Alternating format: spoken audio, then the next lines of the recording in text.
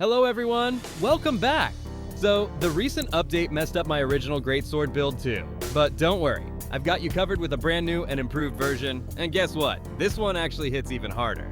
Thanks to the update, Greatswords just got a major upgrade, and if you're a Greatsword main like me, you're going to love the new changes.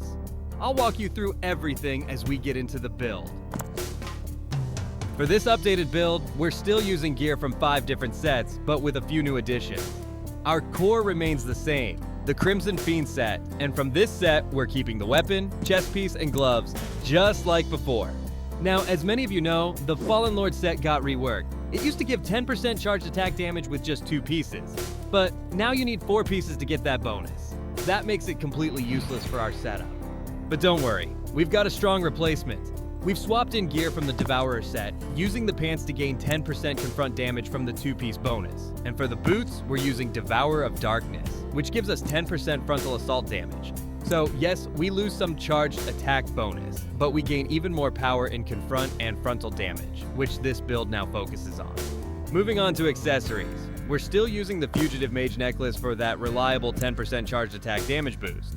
But now, we've swapped in a ring from the Crushed Dream set for 10% confront damage increase. Since this bonus stays active whenever you're facing a single opponent, it's perfect for boss fights, which is what we're built for. This setup gives you a ton of firepower, along with great stamina sustain, so you can stay aggressive throughout every encounter.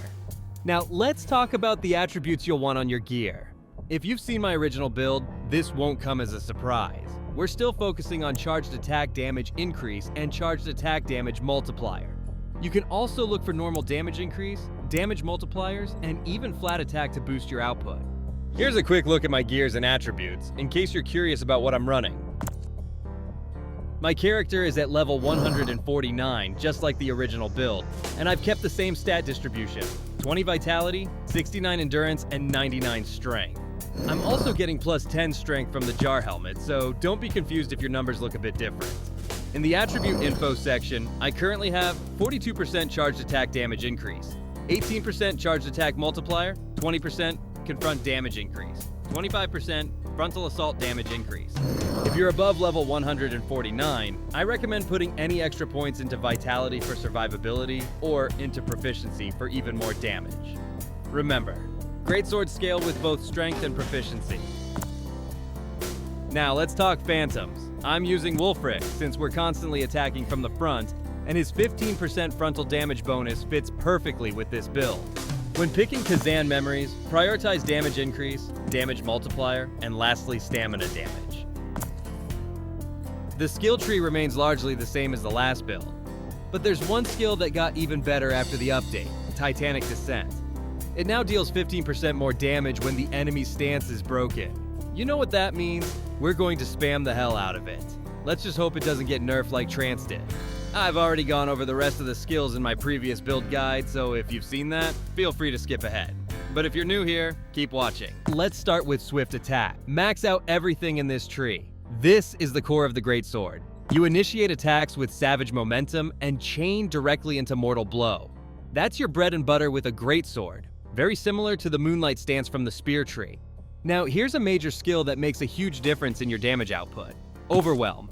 This one is crucial. It not only increases the charging speed of your attacks, but also boosts the damage of any follow-up, be it a spirit attack or a charge-heavy attack, if performed right after Savage Momentum. The damage spike is even more noticeable when the enemy is exhausted. But keep in mind, it does not boost brutal attack damage. Let me show you the difference in damage output with and without this skill.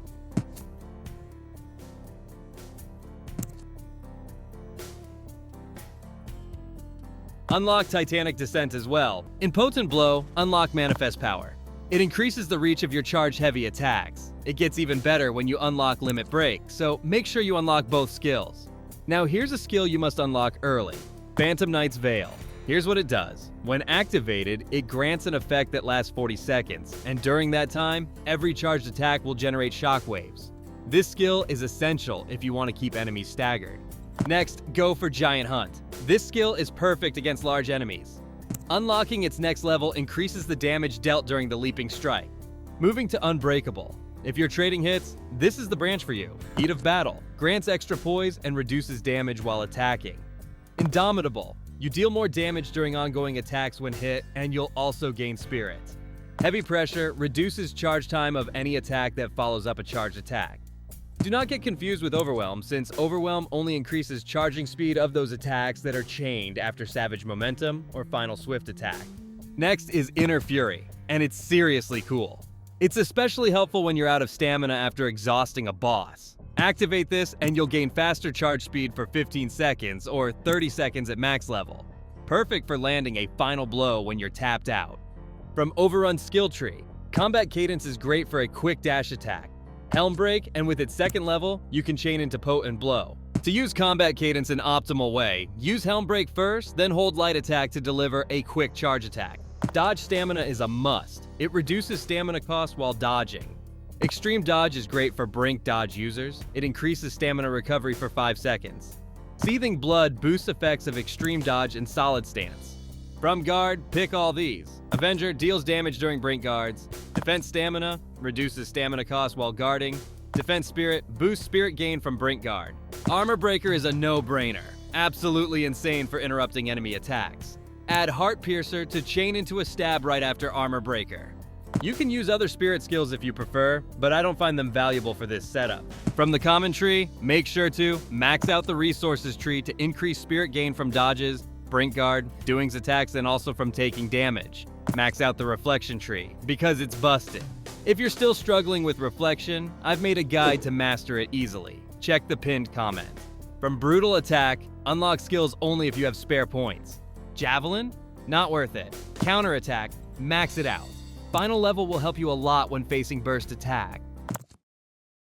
Now, if you try using the old combo with this build, the boss will just smack you back.